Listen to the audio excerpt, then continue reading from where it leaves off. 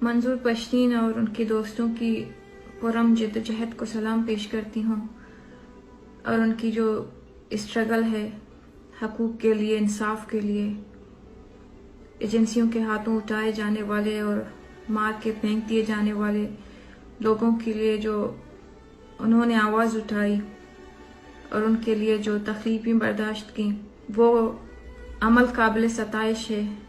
आज उनकी जो गिरफ्तारी की खबर आई तो सोचने लगी थी कि जब पाकिस्तान बनाया गया था तो लोगों को कैसे धोखे में रखा गया कि पाकिस्तान में इंसानी आज़ादी की एहतराम की जाएगी और लोगों को आज़ादी राय, आज़ादी तहरीर, आज़ादी तकरीर करने का हक हासिल होगा।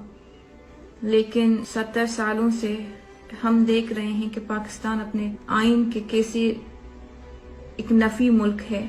70 सालों से पश्तूनों, बलूचों, सिंधियों के ज़मीनों पर पाकिस्तान बनाया गया है, जो हज़ारों सालों से वो कौमें बलूच, सिंधी और पश्तून इस ज़मीन पर रह रहे हैं।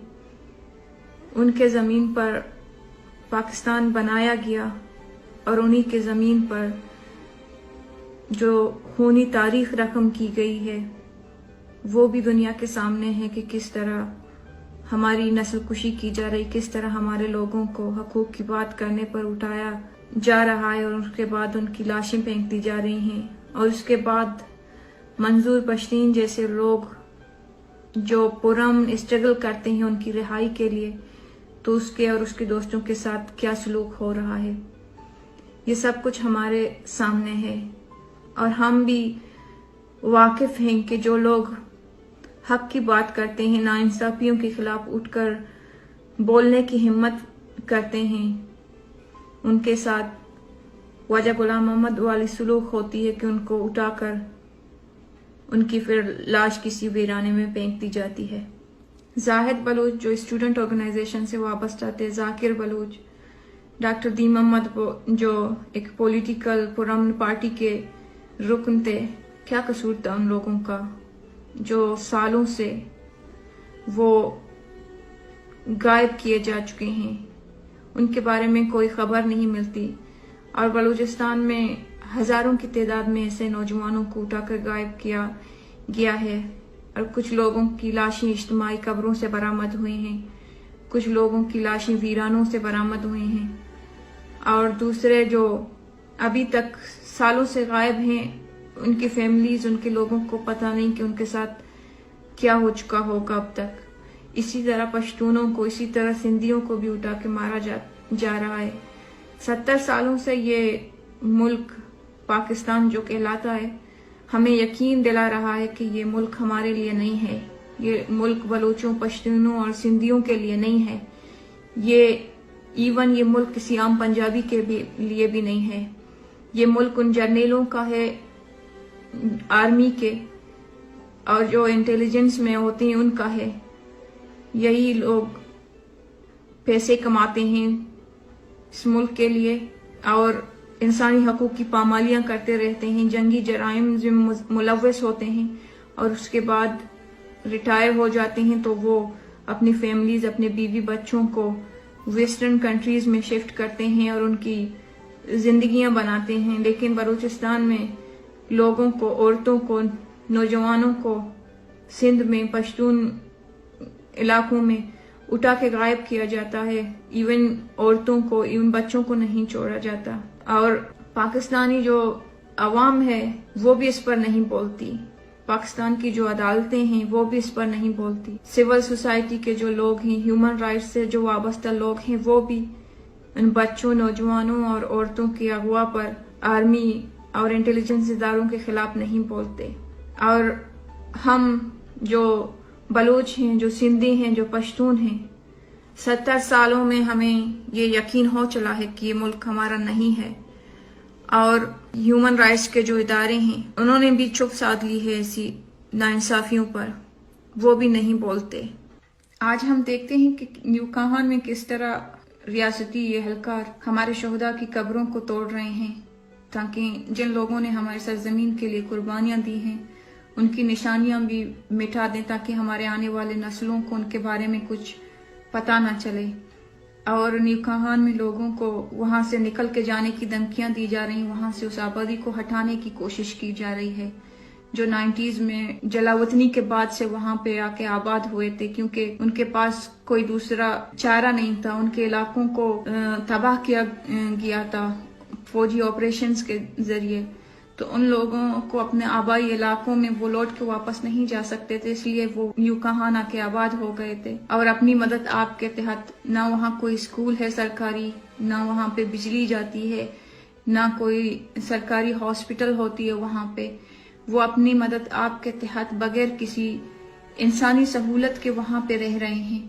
مگر آج ان لوگوں کو وہاں سے اسی زمین سے اٹھ کے جانے کے لیے مجبور کیا جا رہا ہے. تو اور پاکستان ہمیشہ ہم سے گلہ کرتی ہے کہ بلوچ قوم ہمیں پاکستان کو اپنا وطن نہیں سمجھتی. ہم ایک وطن، ہزاروں سالوں سے ایک وطن، ایک زمین کے مالک ہیں. ہمیں پاکستان کے بدولت اپنی زمین پر، اپنے آبائی علاقوں میں، اپنے وطن میں ہم نہیں رہ سکتے، تو پاکستان کو ہم کیسے اپنا وطن مان لیں؟ ہماری آبائی زمین کو، جو ہماری ہزاروں سالوں کی تاریخ ہم رکھتے ہیں اس زمین پر، اسے ہم سے چھینا گیا ہے.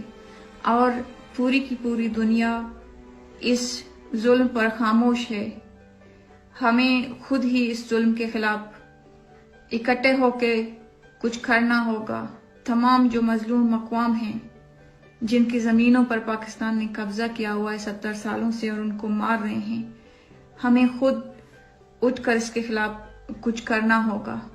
ادروائز ہماری نسلوں کو تباہ کیا جا رہا ہے، ہمارے آباء و اجداد کی قبروں کو بھی مٹایا جا رہا ہے، ہماری شہداء کی قبروں کو بھی مٹایا جا رہا ہے، تاکہ تاریخ میں ہماری کوئی مثال ہی نہ ملے، ہمارے آنے والی نسلوں کو پتہ ہی نہ چلے، یا ان آباد کاروں کو جو باہر سے آ کر ہماری زمین پہ کل کو آباد ہوں گے، ان کو ہماری شناخت کی کوئی نشانی بھی نہ ملے.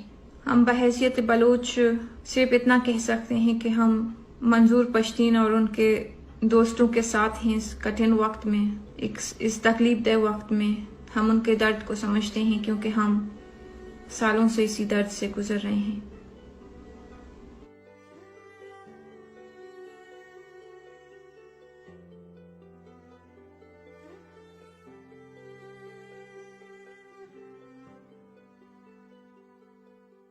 ہم بلوچستان میں ایک اسٹوڈنٹ آرگنائزیشن سے بلونگ کرتی ہوں.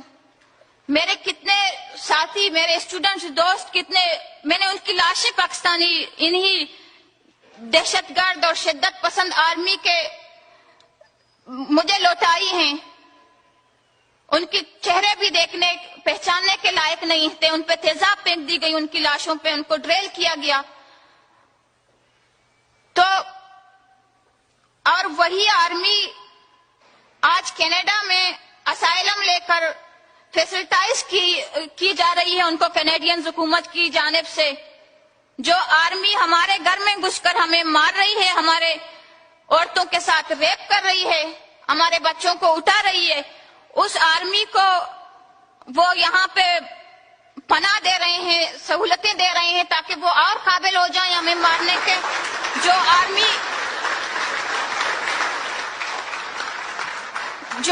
1970 کو بنگلہ دیش میں وار کرائمز میں ملوث رہی ہے، جینوسائیڈ میں ملوث رہی ہے، لاکھوں بنگالی عورتوں کی عصمت دری کرنے میں ملوث رہی ہے، وہی آرمی وہ 48 سے بلوچستان میں کر رہی ہے. وہی وار کرائم، وہی جینوسائیڈ، وہی اجتماعی قبریں، وہی ہماری عورتیں گاؤں میں گھس کر عورتوں کو ہیلی کاپٹر کے ذریعے اٹھا کر ان کو اپنے آرمی ٹارچر سیل میں رکھ کر ان کو سیکس سلیو کے طور پر یوز کر رہی ہے. وہی مسلمان آرمی، اقرا خالد کی مسلمان آرمی جسے وہ تحفظ دینا چاہتی ہے. میں ایک وکٹم کے طور پر یہ سمجھتی ہوں کہ اگر ایسا کچھ ہوا، اگر یہ بل پاس کی گئی، نہ صرف یہ کینیڈا کے مسلمانوں کے لیے بلکہ دنیا کے انسانوں کے لیے ایک زہر ثابت ہو سکتی ہے. اور میں سمجھتی ہوں کہ پاکستان کے ہاتھ مضبوط جو کوئی بھی کرے، میں سمجھتی ہوں کہ بلوچ جینوسائیڈ میں اس کا برابر کا حصہ ہے.